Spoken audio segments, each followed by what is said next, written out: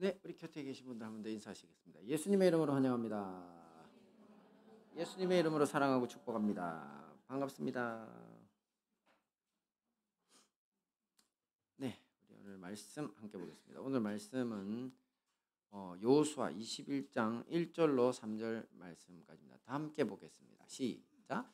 그때 레위 사람의 족장들이 제사장 엘르아살과 눈의 아들 여호수아와 이스라엘 자손의 지파 족장들에게 나와 가나안 땅 실로에서 그들에게 말하여 이르되 여호와께서 모세에게 명령하사 우리가 거주할 성읍들과 우리 가축을 위해 그 목초지들을 우리에게 주라 하셨나이다 하며 이스라엘 자손이 여호와의 명령을 따라 자기의 기업에서 이 성읍들과 그 목초지들을 레위 사람에게 주니라. 아멘. 네, 지난주 우리 성경 정독 범위는 여호수아 16에서 22장까지였습니다. 오늘은 그 중에서도 여호수아 20에서 21장까지의 레위 지파의 성읍과 도피성에 대한 말씀을 살펴보고 함께 은혜를 나누도록 하겠습니다. 먼저 오늘 본문 말씀의 배경인데요. 모세는 이 가나안 정복 전쟁을 시작하기에 앞서서 앞으로 이스라엘 백성들이 가나안을 정복하고 각 지파별로 땅을 나눌 때 제비를 뽑아서 나눠 가지도록 지시했습니다. 지난주 우리가 여호수아를 통해 살펴본 것이 바로 이 명령의 실행 단계입니다. 비록 모세는 떠났지만 가나안 정복에 성공한 여호수아는 천국으로 떠난 모세의 명령에 따라서 모든 지파에게 땅을 분배했습니다. 자, 그런데 이 땅 분배에 대해서 예외 지파가 있었으니 바로 레위 지파입니다. 레위 지파에게는 독자적으로 소유할 땅이 배분되지 않았습니다. 대신 이스라엘 12지파들이 할당받은 땅에서 다시 제비를 뽑아서 레위인들이 거주할 성읍과 그 인근 목초지가 할당되었습니다. 말하자면 오늘날 민법으로 치면 소유권이 없이 이용권만 이제 레위인들에게 주어진 것입니다. 이렇게 레위인들에게 할당된 성읍이 총 48개였는데요. 그러니까 이스라엘 12지파다 보니까 한 4군데씩을 내놓으면 다 이제 되죠. 12 곱하기 4는 48이 되니까요. 자, 그 중에서도 특기할 만한 것이 바로 오늘 우리가 살펴보는 말씀 중에 또 도피성이 있습니다. 이 도피성은 고의가 아닌 실수로 살인한 사람을 보호하기 위해서 만든 피난처를 말하는데요.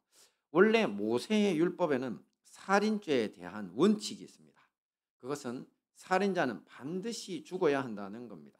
말씀 함께 봅니다. 시작.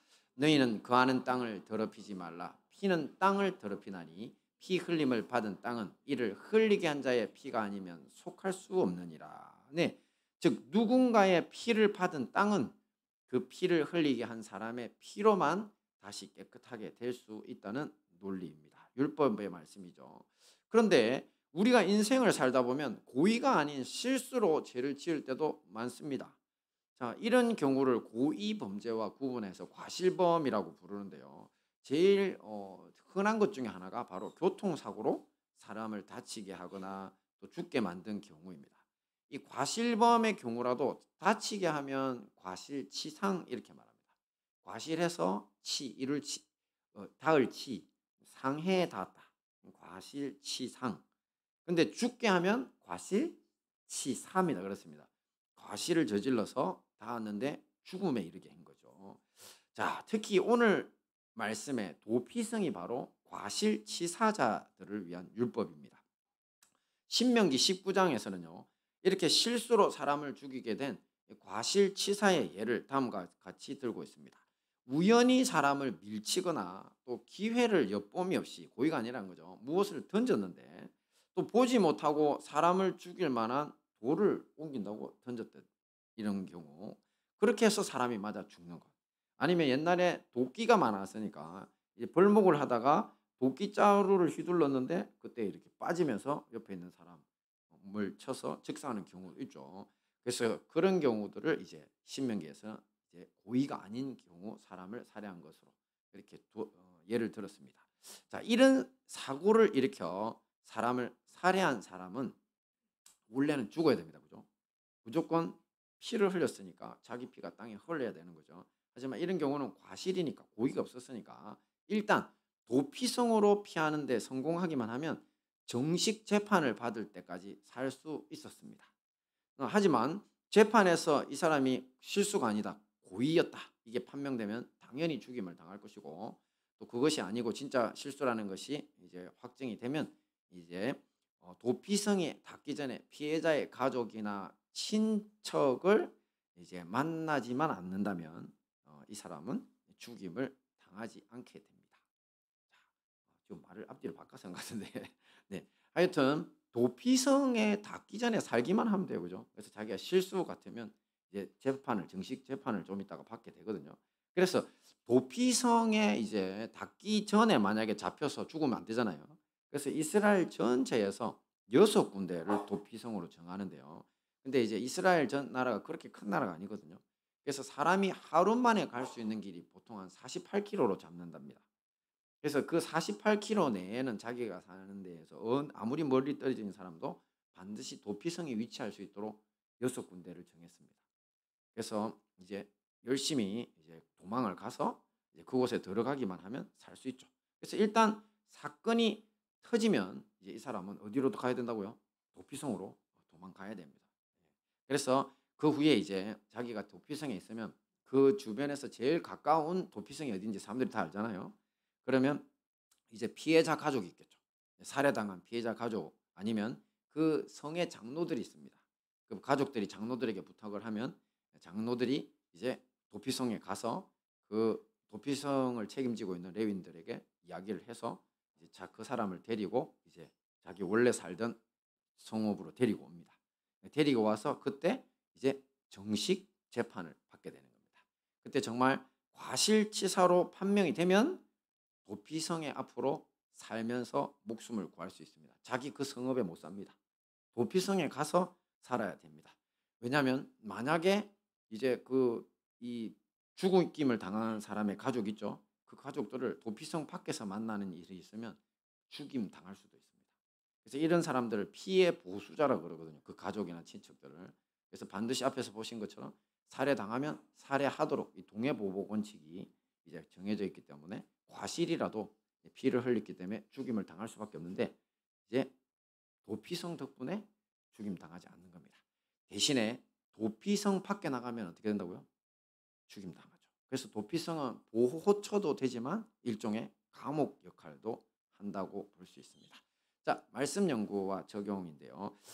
자, 이제는 앞에서 살펴본 이제 내용 중에서 레위 지파에게 기업이 할당되지 않는다고 했잖아요. 그 이유에 대해서 한번 살펴보고 또 오늘날의 도피성이라는 두 가지 주제에 대해서 함께 보고 교훈을 찾도록 하겠습니다. 먼저 봅니다. 시작. 레위 지파에게 기업이 할당되지 않은 이유 말씀 봅니다. 시작. 레위 사람 제사장과 레위의 온 지파는 이스라엘 중에 분깃도 없고 기업도 없을지니 그들은 여호와의 화제물과 그 기업을 먹을 것이라. 그들이 그들의 형제 중에서 기업을 가지지 않을 것은 여호와께서 그들의 기업이 되심이니 그들에게 말씀하심 같으니라. 아멘. 자, 먼저 이해를 돕기 위해서 우선 성경 용어를 알고 가야 할 것이 있습니다. 기업이라는 단어인데요. 오늘날 우리는 기업이라는 단어를 회사와 같은 뜻으로 쓰죠. 하지만 성경에서는 회사란 뜻이 아닙니다. 상속이 되는 유산으로서의 땅, 그리고 그 땅을 통해서 얻는 모든 수확물, 이렇게 농작물들 막 이런 거 있죠. 그리고 가축, 재물 등을 포함하는 전 재산을 기업이라고 부릅니다. 자, 이제 성경에서 말씀하시는 이 기업이라고 하는 용어의 뜻을 분명히 하고요. 이제 레위인에게 그 기업이 할당되지 않는 이유에 대해서 두 가지가 있는데요. 첫 함께 봅니다. 시작. 하나님이 레위인들의 기업 말씀 다시 봅니다. 시작. 여호와께서 또 아론에게 이르시되 너는 이스라엘 자손의 땅에 기업도 없겠고 그들 중에 아무 분깃도 없을 것이나 나는 이스라엘 자손 중에 내 분깃이요 내 기업이니라. 아멘. 여기서 아론은 레위 지파의 대표죠. 그렇습니다. 여호와 하나님이 레위인들의 기업이시기 때문에 레위인은 다른 기업을 물려받을 수 없다는 겁니다. 앞에서 기업이 뭐라고 했죠? 예, 그렇죠. 회사 아니라 그랬죠. 네, 유산으로서의 땅, 수확물, 가축, 재물 등 이런 것들 포함한 모든 재산이 기업이라고 했는데요. 자, 그러다 보니까 이런 것들이 영적인 것들입니까? 물질적인 것들입니까? 물질적일 수밖에 없죠. 하나님은 어떤 분이신가요? 함께 봅니다. 시작. 하나님은 영이시니 예배하는 자가 신령과 진정으로 예배할지니라. 그렇습니다. 오늘 요한복음 4장 24절 보시는 것처럼 하나님은 영이십니다. 자, 이 영이 뭐냐? 우리가 보는 세계는 물질 세계라고 그러죠. 하지만 이 물질 세계가 만들어질 때 물질 세계를 통해서 만들어진 것이 아닙니다. 자, 이것을 과학자들이 억지로 끼워 맞추려다 보니까 빅뱅이라고 하는 말도 아닌 이론이 나오는 거죠. 뻥 터져가지고 어떻게 창조가 됩니까? 그죠? 그러니까 태초에 뭔가가 폭발이 있었다 이 정도를 이제 추측을 하는 거죠. 그렇다고 그 폭발이 어떻게 물질을 만듭니까? 그죠? 그래서 물질 세계에서 물질 세계의 존재 근원을 찾다 보니 이렇게 말도 아닌 짓을 하게 되는 거죠. 그게 이제 그 과학의 한계입니다. 이거는 철학과 신학에 넘겨줘야 될 부분인데 자기들이 손을 대서 어리석은 소리를 하는 거예요. 자, 이 보이는 세상은요, 보이지 않는 세계로부터 만들어진 겁니다. 자, 그런 보이지 않는 세계, 이 물질 세계가 존재하도록 만든 세계를 우리는 뭐라고 부른다고요? 어떤 세계? 영의 세계라고 부릅니다. 그리고 그 영의 세계의 주인이 누구라고요? 창조주 하나님이라고 부르는 겁니다. 이스라엘의 12지파는 땅과 그 모든 수확물과 가축 등 이 물질 세계를 자신들의 기업으로 물려받았죠. 12지파는 그죠? 하지만 레위 지파는 영의 세계의 주인이신 하나님을 자신들의 기업으로 물려받았다는 것입니다. 그래서 그들은 이스라엘 백성들이 성전을 통해 하나님께 드린 제물과 11조 등 각종 예물을 가지고 살았습니다. 왜냐하면 이건 하나님 거니까 하나님이 너네들 거니까. 그래서 하나님 것을 사용하면서 사는 거죠. 근데 진짜 의미는 그 물질을 사용해서 산다 있는 게 아니라 하나님이 기업이다. 전 재산이다. 자, 사실 일반인들에게 이런 이야기를 하거나 교회를 다녀도 뭐 별로 영적인 것에 관심 없는 사람들은 이게 무슨 소린가 뭐 이런 생각이 들겠죠. 그러면서 계산을 따져보니까 아니 다른 지파들에겐 땅을 주면서 땅도 얼마나 부욕하고 좋은 땅이에요. 그죠? 그 가나안 땅 적극 꿀이 흐른다며. 그거 다 나눠주면서 소유권 다 나눠주면서 레위인들에게는 이용만 해래. 이거 너무 심한 건 아닌가라는 생각이 들 수 있습니다. 혹시 여러분 중에 그런 분들이 있다면 들 수 있습니다. 자, 하지만 아닙니다. 한번 생각해 보세요. 왜냐하면 당시 이스라엘 사람들은요, 레위인들이 가장 부럽다라고 생각했을 겁니다.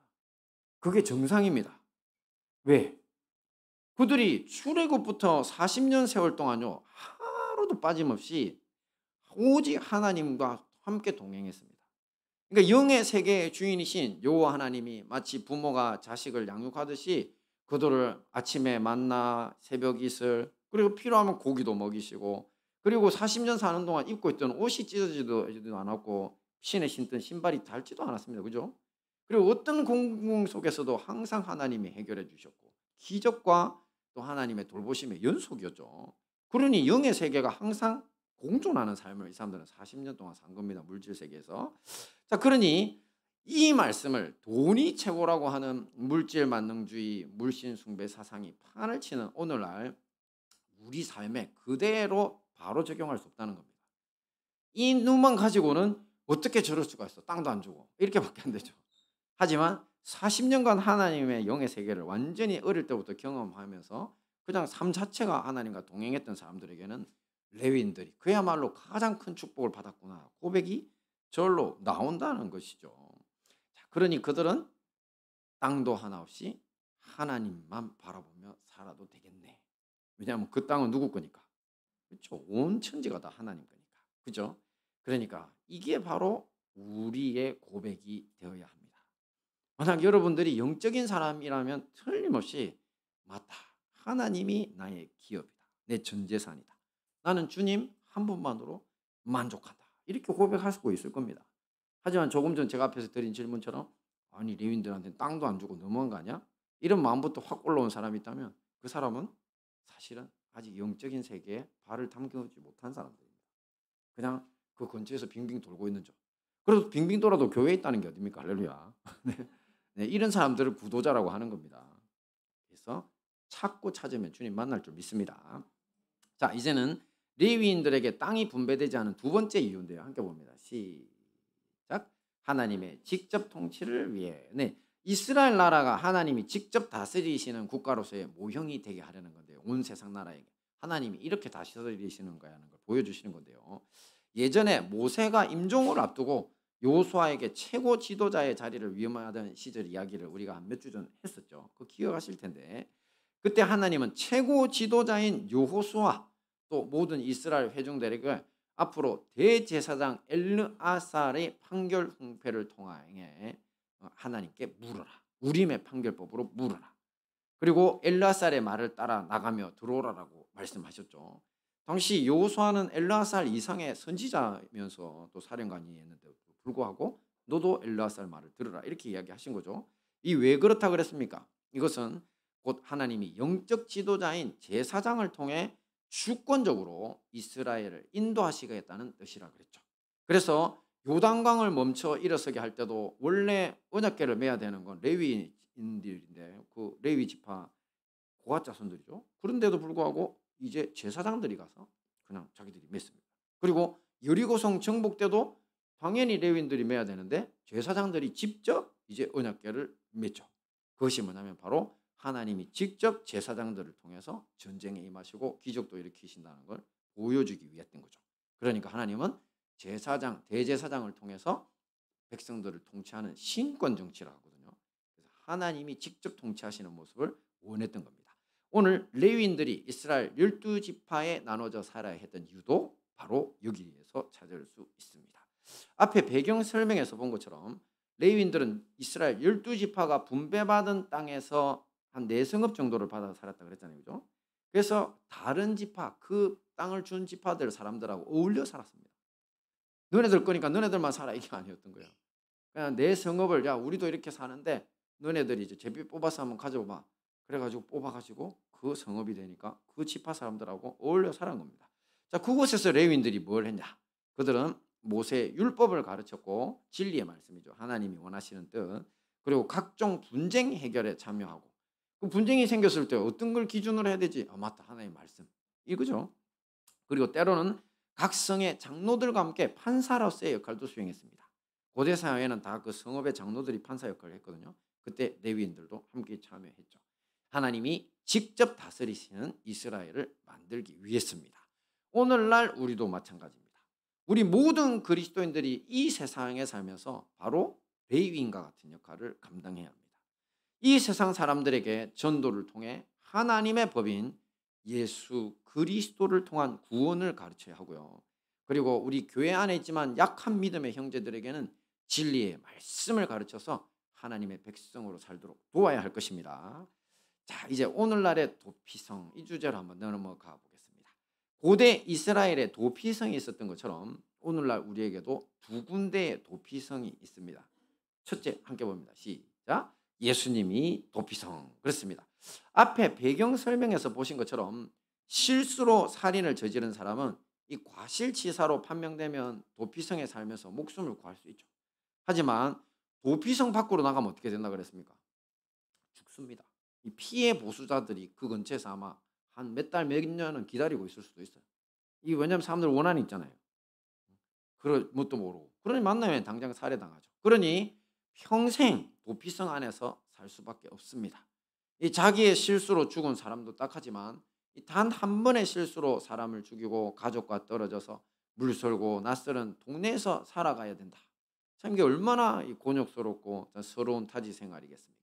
이런 감옥 같은 도피성의 생활이 얼마나 고통스러웠을지 참 짐작이 갑니다. 그죠? 그런데 감사하게도 이 고통스러운 도피성의 생활이 끝나는 날에 대한 규정이 율법에 있습니다. 원래는 종신형이거든요. 기한이 정해져 있지 않거든요. 딱 한 가지 예를 통해서만 도피성에서 빠져나올 수 있습니다. 함께 봅니다. 시작. 그는 거룩한 기름 부음을 받은 대제사장이 죽기까지 거기 거주할 것이니라. 아멘. 누가 죽기까지요? 그렇죠. 대제사장이 죽으면 도피성에서 나올 수 있는 겁니다. 과실치사자도 대제사장의 죽음과 동시에 이런 걸 속죄가 됐다 그러거든요. 모든 죄가 다 씻겨지면서 고향으로 돌아갈 수 있게 되는 겁니다. 그런데 이 부분이 우리가 잘 아는 어떤 일과 닮았죠. 그렇죠? 그렇습니다. 바로 예수 그리스도의 대속의 죽음입니다. 우리를 대신한 죽음. 우리도 우리 영혼의 대제사장이신 예수님의 죽음을 통해서 모든 죄를 용서받고 이제 자유롭게 갈 수 있기 때문입니다. 그러니 자, 그리고 또 그렇죠. 이 살인자의 도피성이라는 피난처 개념도 가만 생각해 보면 죄인인 우리는 너나 할 것 없이 어린애 노인 할 것 없이 다 죄인이라고 그랬죠. 지난번 전도서 말씀 보셨죠? 어린아이들까지 미친 마음을 품고 평생에 그렇게 노인이나 어린아 누구 할 것 없이 미친 마음을 품고 산다 그랬죠. 다 죄인들입니다. 그런데 그런 우리가 바로 예수님께 피신해서 생명을 구원받았잖아요. 그거하고 같은 겁니다. 예수님이 돌아가시니까 우리가 사는구나. 대제사장이 죽으니까 도피성의 사람들이 자유를 얻는구나. 똑같은 개념이라는 거죠. 자, 말씀 봅니다. 시작. 다른 이로서는 구원을 얻을 수 없느니 천하 인간의 구원을 얻을 만한 다른 이름을 우리에게 주신 일이 없음이니라. 그렇습니다. 다른 이름을 가진 헛된 우상에게 가서 살려달라고 구해달라고 해봐야 아무 소용이 없다는 겁니다. 도피성을 떠나면 아까 어떻게 된다 그랬죠? 죽임당하죠. 예수님 밖에서는 어떤 구원도 있을 수 없다는 이유가 그 이야기입니다. 그러니 우리는 예수님께 꼭 붙어 살아야 합니다. 예수님께 붙어 사는 삶은 성령님과 동행하는 삶이죠. 그러므로 항상 깨어 기도하시고 주야로 말씀을 묵상하시고 또 사람들의 어려움이 있을 때 도와주시고 복음 전파하기에 힘써야 할 것입니다. 자, 우리 두 번째 우리의 도피성 보면 시작. 우리가 도피성. 네, 우리가 도피성. 우리는 누구를 닮은 사람들입니까? 예수님 닮은 사람들이죠. 그러니 우리 행복한 다니엘도 누군가의 도피성이 되어야 된다는 겁니다. 가장 가까운 사람들은 누굽니까? 당연히 가족들이죠. 그러니 너무나 당연한 이야기지만 아내는 남편에게, 남편은 아내에게 도피성이 되고 또 부모들은 자녀에게, 자녀들은 부모에게 도피성이 되어야 합니다. 자, 저 같은 경우는 이제 뭐 평소에는 늘 좋아요. 하지만 기분 나쁠 때, 집사람한테 열받을 때는 제가 집사람의 도피성이 아니라 집사람을 마구 공격하고 철옹성이 됩니다. 집사람을 용서할 생각이 없어요. 그렇게 철옹성이 되더라고요. 집사람도 똑같아요. 서로 삐져가지고.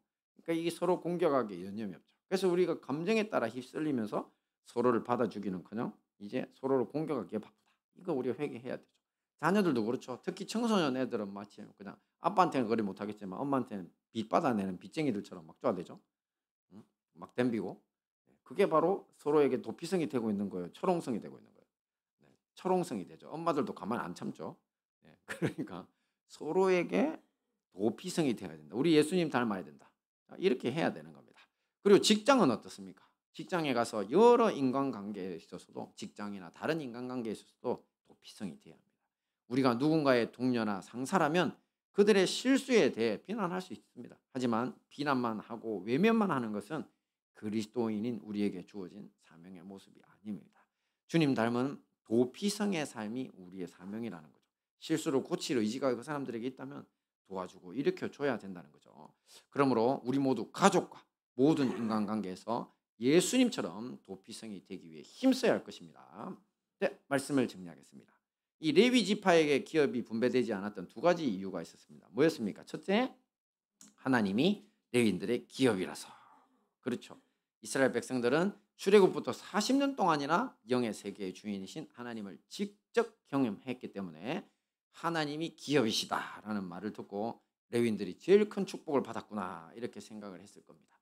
하지만 물질 만능주의 사상에 물든 오늘날의 사람들이라면 이해할 수 없는 일이라고 했죠. 자, 그 다음에 레위 지파에게 기업이 분배되지 않은 이유가 뭐였습니까? 그렇습니다. 하나님의 직접 통치를 위해서 하나님이 직접 이스라엘 백성들을 통치하기 위해 레위인들이 구석구석 흩어져서 살아야 했다고 했죠. 자, 그리고 이제 도피성으로 넘어갑니다. 오늘날의 도피성 두 가지는 뭐였습니까? 첫째, 예수님이 도피성. 둘째, 우리가 도피성. 그렇습니다. 이 모든 말씀으로 예수님을 도피성으로 삼고 누군가의 도피성이 되시는 우리 행복한 다니엘 교회와 형제교회 성도님들 되시기를 축원합니다. 아멘.